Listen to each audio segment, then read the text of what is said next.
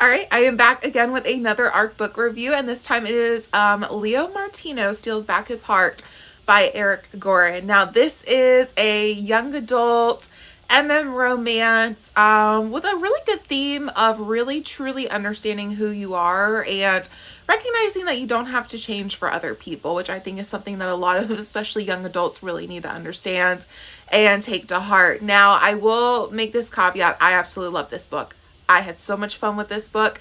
But if you are a person who is like, I am not a fan of young adult books just because the characters tend to be a little bit more immature or what have you, you're probably not going to like this book. Leo Martino does do things in this book that will just make you want to shake this kid. Like, he will do things where you're like, Leo, come on.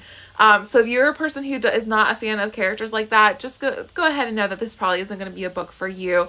But if you're someone who really enjoys a character that kind of frustrates you and really just makes you so angry but has some amazing character growth, this is going to be the book for you. So Leo is a high school student and he basically has never had a relationship, and he thinks it is absolutely not okay for him to graduate high school without having a relationship. Now, obviously we all know that is not like a hallmark of, of success or whatever. Like, it is a-okay to leave high school without a romantic interest or romantic relationship. But Leo is adamant that this has to happen. Now, Leo has had many crushes, many crushes. And they have all kind of just in some way, shape, or form just not gone well. Either the guys, like one specific boy, was fine to hang out with Leo while they were on vacation. So their families happened to be in the same area for vacation, but as soon as they got back to school, pretend like Leo didn't exist and had no idea what Leo was talking about. And then there's just some other ones where they just kind of either took advantage of Leo or made fun of him or in some way, shape, or form made him feel less than. So he is adamant that he needs to become, get a boyfriend. And so he creates this list basically. And it's basically his list of how to be a better boyfriend. That's basically what it is. It's a list of things that he feels like he needs to fix about himself to make him boyfriend material for one of his newest crushes. Now, obviously, we all know that we don't need to change ourselves for somebody else. And Leo really struggles with this through a lot of the book. You'll start to see moments when he's starting to kind of realize like, oh, maybe I don't need to do it. And then the next second he's like, nope, it's fine. Everything's going well. It's great. This is going to work out. It's fine. I need to change myself. So like I said, he'll kind of go back and forth. He will do things that will really piss you off. But at the end of the day, he really starts to understand being true to himself, that, there are people out there that like him for him. They like him for the way that he is, not for the way that he is changing. And that is absolutely okay.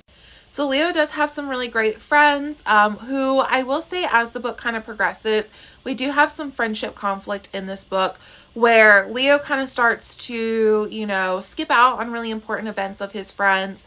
He kind of starts to like not really pay as much attention to them. So there is some conflict where he kind of has to really talk to them and realize that, even if you do get into a romantic relationship, you still have to keep your friends. It's still important to keep your friends and not kind of let those friendships go to the wayside. So he struggles a little bit with that, but we do see some really great moments with his friends where they do really try to support him. They help him with getting a makeover. They help him feel a little bit more comfortable with himself, and it's not so much changing him. It's more just making him feel better in the body he has and in the clothing that he wears. So I think his friends are amazing supports, but they do also, I'm so glad, stand up for themselves. They don't let themselves be walked all over by Leo, and they don't let Leo get away with a lot of the things that he's been doing throughout the book. So outside of Leo's, bid to find a boyfriend and changing himself in these amazing makeovers and changes that he is going through, we actually do have some familial conflicts in this as well, where Leo's father has basically effed off and, with his very young secretary, and it is basically just a giant D-bag and is trying to take the mom for everything that she is. And the mom is basically trying her hardest to fight for her kids. She's trying to make sure the dad can't take away like their college funds, things like this. Now, Leo is still in the household, so he is seeing all of this like in his face. He's seeing his mother's like, heartbreak over everything that's happening, seeing her struggles with trying to, fight for, money and whatnot from the dad for the kids. His older brother is in college, and his older brother, you can definitely tell once While he's sympathetic over the fact that their dad, kind of left them on for a younger woman, he also wants to do nothing to do with all the familial conflict. He doesn't want to hear about it. He doesn't want to deal with it. He thinks that they should still have a relationship with their father, that, let bygones be bygones. Stuff happened, but it's still their dad. And just as a child of divorce, that was kind of my situation, where I was the younger sibling at home, seeing the fights that my parents had while my older brother was off in college. We did kind of have a lot of conflicts like that as well. We had to have many, many conversations of, sometimes I just needed a sounding board of what was going on and express my own feelings. So we never really see Leo and his brother have this full conversation. There is a good conversation between Leo and his dad. The dad does not get better, which I'm glad. Once you start reading with the dad, you're like, I do not want you to have any sort of development, growth, or redeeming. I want you, you're irredeemable at this point. So I'm glad we didn't just randomly, in the third act, try to make the dad amazing.